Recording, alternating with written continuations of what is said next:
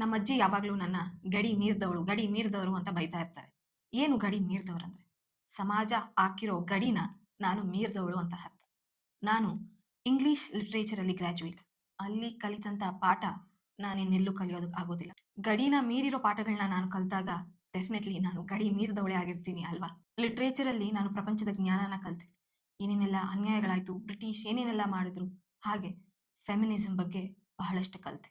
ಆ feminism books ನನ್ನ ಗಟ್ಟಿಯಾಗಿ ಮಾಡ್ತು. ನನ್ನೊಬ್ಬಳನೇ ಅಲ್ಲ, ನನ್ನ ಜೊತೆಗಾರರನ್ನು ಗಟ್ಟಿಯಾಗಿ ಮಾಡ್ತು. ನಾನು ಯೋಚನೆ ಮಾಡೋ ರೀತಿ ಬದಲಾಯಿತು, ನನ್ನ ಅನಾಲಿಸಿಸ್ ಬದಲಾಯಿತು, ನನ್ನ ಕ್ರಿಟಿಸಿಸಮ್ಸ್ ಬದಲಾಯಿತು, ನಾನು ಪ್ರಪಂಚನ ನೋಡೋ ರೀತಿ ಬದಲಾಯಿತು, ಹೆಣ್ಣನ್ನ ನೋಡೋ ರೀತಿ ಬದಲಾಯಿತು. ಹಾಗೆ ನಾನು ಹೆಣ್ಣಾಗಿ ಹೇಗಿರಬೇಕು ಅನ್ನೋದನ್ನು ನಾನು ಕಲ್ತ್ಕೊಂಡೆ. ಅದನ್ನ ಬೇರೆಯೊಬ್ಬರಿಗೂ ನಾನು ಮೋಟಿವೇಟ್ ಮಾಡ್ತೀನಿ. ನಾವು ಎಕ್ಸಾಮ್ಸ್ ಅಲ್ಲಿ ಸಮರೀಸ್ನ ಬರೀತಿರ್ಲಿಲ್ಲ, ಅನಾಲಿಸಿಸ್ ಮಾಡ್ತಾ ಇದ್ವಿ, ಕ್ರಿಟಿಸಿಸಮ್ಸ್ ಮಾಡ್ತಾ ಇದ್ವಿ, ಪ್ರಪಂಚನ ಬೇರೆ ದೃಷ್ಟಿಕೋನದಿಂದಾನೇ ನೋಡ್ತಾ ಇದ್ವಿ, ಎಂಪಥೆಟಿಕ್ ಆಗಿದ್ವಿ. ಅದಕ್ಕೆ ನಾವು ಬೇರೆಯೊಬ್ಬರ ಪಾಯಿಂಟ್ ಆಫ್ ವ್ಯೂನ ಬೇಗ ಅರ್ಥ ಮಾಡ್ಕೊಂತೀವಿ. ಸೊ ನಾನು ಈ ವಿಡಿಯೋದಲ್ಲಿ ಏನ್ ಹೇಳಕ್ ಬರ್ತಿದ್ದೀನಿ ಅಂದ್ರೆ, ನಮ್ಮ ಅಜ್ಜಿ ಹೇಳಿದ ಮಾತು ಗಡಿ ಮೀರಿದವಳು ಅಂತ. ನಾನು ಗಡಿ ಮೀರಿದ ಜ್ಞಾನನ ಗಳಿಸಿದ್ದೀನಿ. ಹಾಗೆ ನೀವು ಪುಸ್ತಕಗಳನ್ನ ಓದಿ ಗಡಿ ಮೀರಿದ ಜ್ಞಾನನ ನೀವು ಗಳಿಸಿ ಬುದ್ಧಿವಂತರಾಗಿ. ಪುಸ್ತಕ ಓದ್ದವರು ಯಾವಾಗೂ ದಡ್ಡರಾಗಿಲ್ಲ, ಯಾವಾಗಲೂ ಬುದ್ಧಿವಂತರಾಗಿ ಇರ್ತಾರೆ. ದಯವಿಟ್ಟು ಪುಸ್ತಕಗಳನ್ನ ಓದಿ.